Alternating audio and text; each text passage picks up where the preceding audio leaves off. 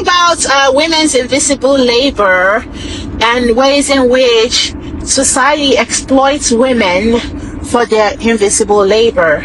We know this now because we're starting to think in the wake of the bandits coming to access.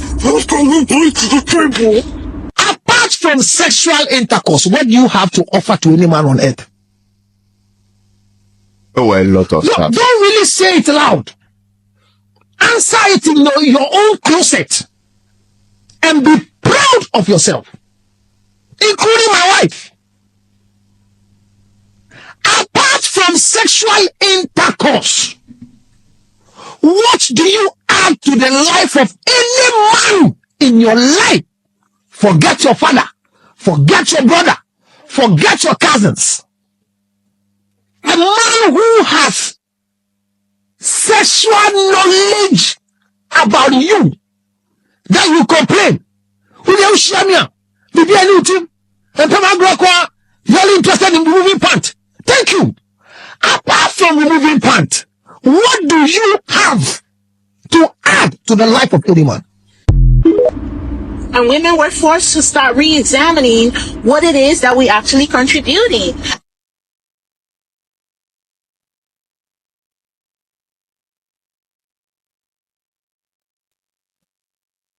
And now we can actually gather data, put figures behind all the work we put into marriage and family. For example, I shared an advertisement that asked women to become, if they were inviting women to become surrogates. Now, keep in mind that when you are a surrogate, a gestational surrogate, all you are contributing to that factor is a good incubator to carry that baby from start to birth, okay? From conception to birth. They are paying in the United States somewhere between $65,000 to $85,000. This does not include eggs, because eggs have their own price, okay? Human eggs are very expensive. If you wanted to purchase donor eggs in the United States, I'm sure it's somewhere between $20,000 to $30,000. Take it down to Nigeria. It's a couple of million. It's not where it needs to be, but it's still a whole lot of money for the average family to afford, okay?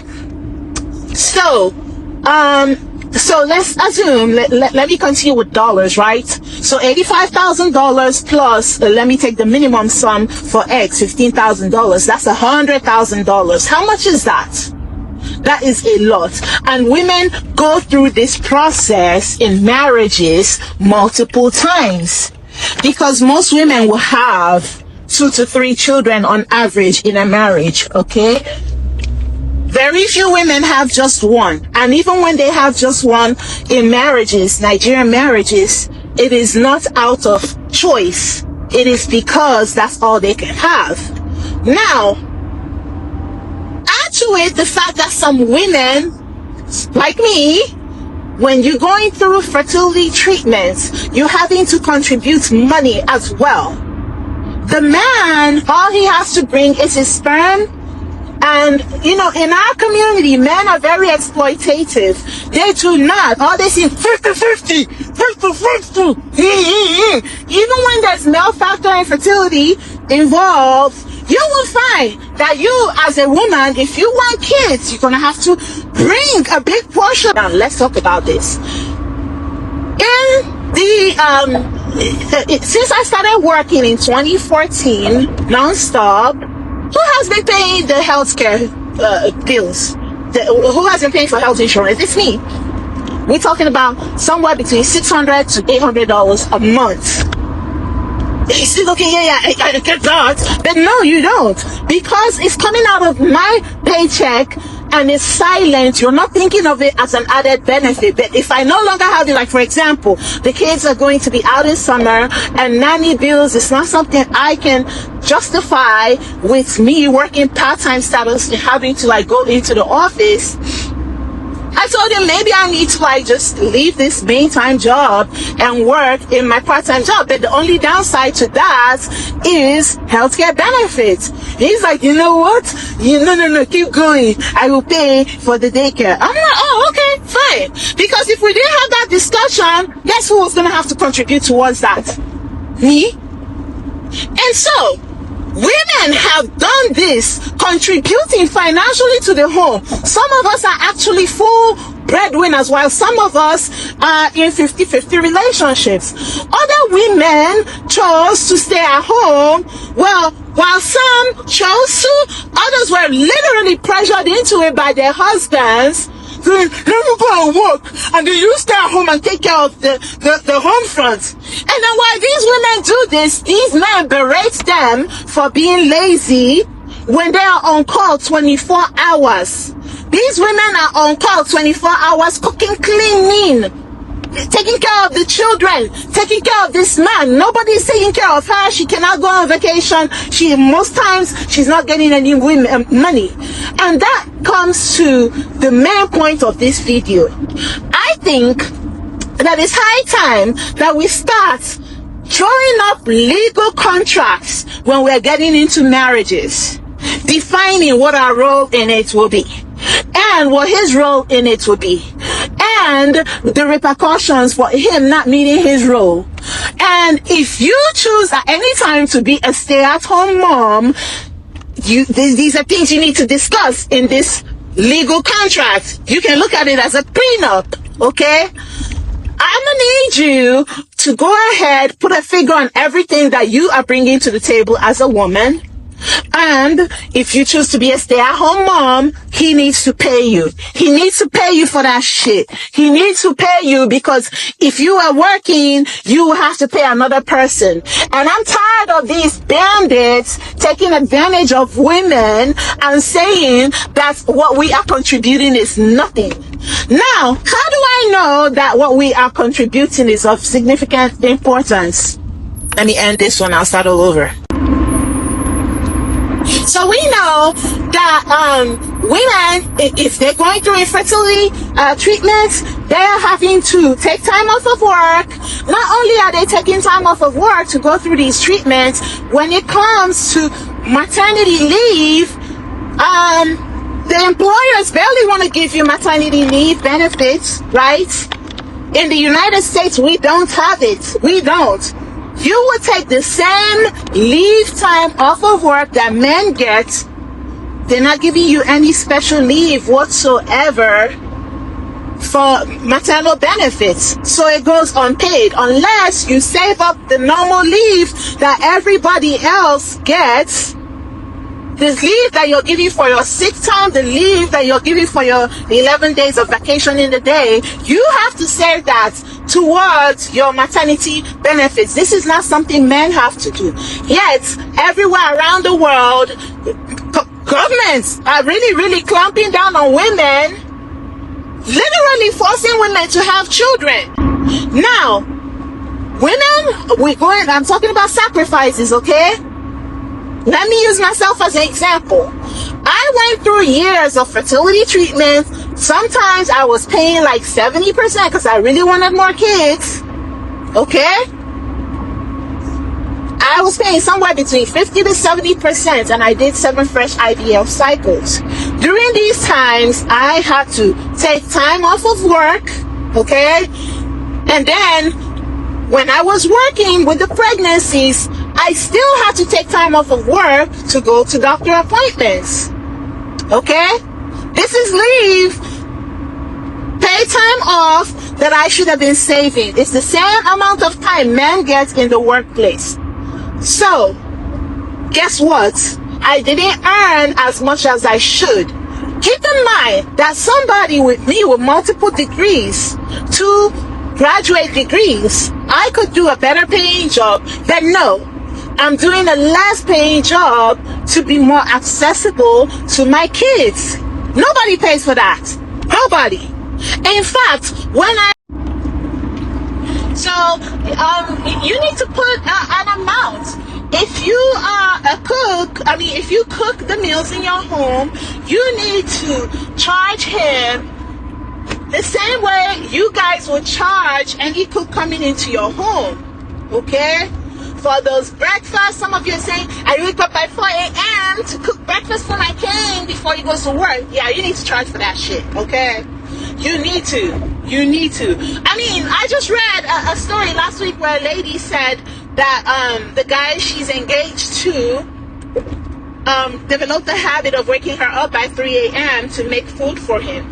That is because he's testing your abilities as a wife appliance, and you better wake up at his beck and call. No, don't do that.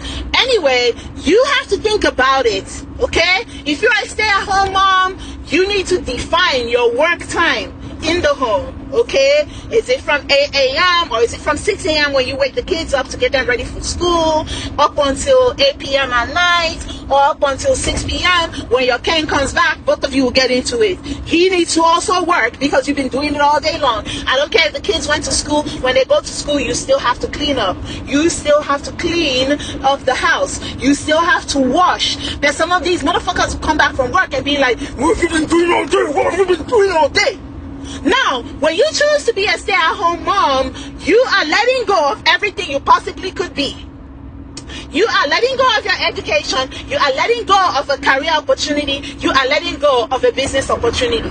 And this man, because we know men tend to be disloyal, is probably out there funding the lifestyles of other women while resenting you for demanding basic necessities for the household. It needs to come to an end. Why do I say this? Because the more we talk, the more these motherfuckers try to push back and continue to demand even crazier things. And so, if I did not sit my husband down to now start telling him, he said, you said you're going to be, buying the groceries. Yeah, I said it. Until I realized that with the kind of food we eat in my house, that's a lot of money. I mean, at some point, I was spending $2,200 a month on food for the entire household. But when I realized that he had money for other women, I was like, oh, yeah, no. Like, it's too much for me because I'm doing other things, including this health insurance. So I cut down big time. I still buy African foods, and those are very expensive, but that's because I like having a certain quality of food. I cut back a lot. And if you're a woman contributing finances to the home, you need to find a way to bache. The reason I say you need to find a way to bache is that when these motherfuckers have saved their own money from you working and bringing in your 50%, they spend it on other women. They will never spend it on you. They will never use it to send you and your kids on vacation. No. On Mother's Day, they actually resent you having any form of attention. Okay? So I need you to start putting a figure on it. And I need you to consider very deeply, how many kids do you want to have? What kind of support are you expecting from your man during pregnancy, during the morning sickness, during the time where you can no longer support yourself, like walk properly because your stomach is so big and you're waddling? What are the expectations? He needs to be held to a standard. You need to create that legal binding document. Also, there has to be some sort of reparations if you die in the event of pregnancy. For example, I saw a trending post. I'm going to put it in the comment section of a woman who went into the hospital 9 weeks pregnant, and she had a headache. And this happened in the U.S., where we have high maternal mortality rates, especially skewed towards black women. This lady went into the emergency room, told them, hey, I have a headache. They sent her home with some painkillers. She came back the next day, and before we knew it, she had an aneurysm. She died, and she's brain dead. And now they put her on life support to carry that pregnancy through. And they're not letting her family have any closure. They're not letting her family have any decision. Her child thinks his mom, the living child thinks his mom is sleeping. Meanwhile, the baby in the womb is growing. The scientists are saying that there's a great chance that that baby will not make it. And what they're saying is that the pro-life people that say we want all the children, no, pro-life, we're pro-life, we don't want, women terminating, okay? They said they want to use this as a case study and also to see if we can use women in comas for gestational carrying of pregnancies for couples that cannot. I need you to watch this video. I believe that Adriana Smith, the black woman that is brain dead and being forced to have a child in Georgia, is setting the groundwork for a concept known as whole body gestational donation. Concept where people that are brain dead but otherwise good physical health are used as incubators to make children. It sounds far-fetched, but it's not. It's something that's been talked about for over 40 years now. It was originally talked about by a bioethicist in the 1980s, and then in 2000 it was brought up again by an Israeli doctor. And recently another doctor brought it up again. And all of this is documented in the National Library of Medicine. The basic premise that's used is that dead people cannot suffer, and therefore they lack rights and autonomy to their own physical bodies. They've also said that women who have previously given their consent could be gestational carriers. And this is a direct quote, making use of an otherwise wasted resource. But it gets worse, because their entire reasoning behind it is 100% in the self-interest of other people. Mention that this could offset the expense of surrogacy, that people that want to be parents but can't, whether due to physical or financial reasons, could have their wishes fulfilled. Even though this is something that's been discussed for 40 years now, it does seem like there are more doctors that are against this than there are for it. Doctors have written rebuttals about the pain and exploitation that can come from assessing someone's autonomy during brain death. And what you are getting out of it, because we are in a global patriarchal society and these children take on their father's last names. They don't contribute anything but sperm, and then you have to do all the work and yet give him credit for it because the children have his last name. So why shouldn't you get anything out of it? You can't even get the honor. All you see is men, bashing their wives with their mistresses, saying that she's no longer looking beautiful like she used to when I had her. I hate these men. But you know what I'm saying? You need to put a price on that shit. Put a price on every goddamn thing you're bringing to the table, and you need to figure out what it is that you're getting out of it. Otherwise, our labor will continuously be diminished as nothing. Now, how do I know that men understand that women are bringing a whole lot to the table? It's because as soon as a man dies, there's somebody that I just heard about in the comment section, and her uncle just died, and it's not even a month, and he's looking for another wife. Not even 1 month. The wife hasn't even been buried.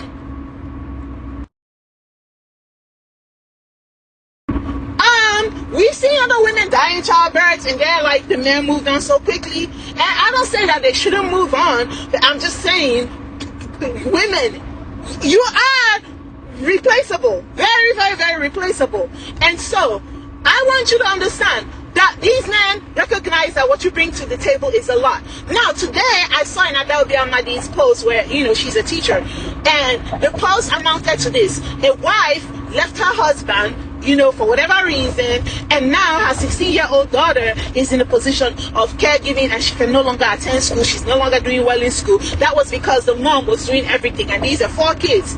These poor people, they have as many kids as possible, and then put all the labor on the women and still say she's bringing nothing to the table. And then when she leaves, even men and women, men and women, especially women, start to drag the woman for wanting to preserve her own life. Make it make sense. So if you're going to go into a situation called marriage where everybody sees you as evil regardless of how you operate, regardless how good you are, regardless of what you bring to the table, one day you better start. And that's where I agree with Uche that all women are shallow, because even in a marriage they're fucking you for free and you getting absolutely nothing out of it. And I want women to start thinking about it, because these men understand that when you leave them, they are not going to hire a nanny, they're not going to hire a chef.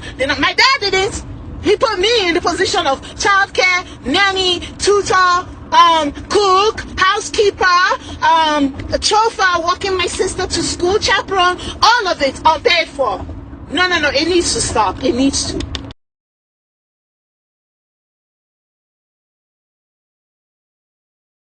The next set of women that I need to drill completely in our community, especially the Igbo community, would be the sisters-in-laws, the women, the siblings of your husbands.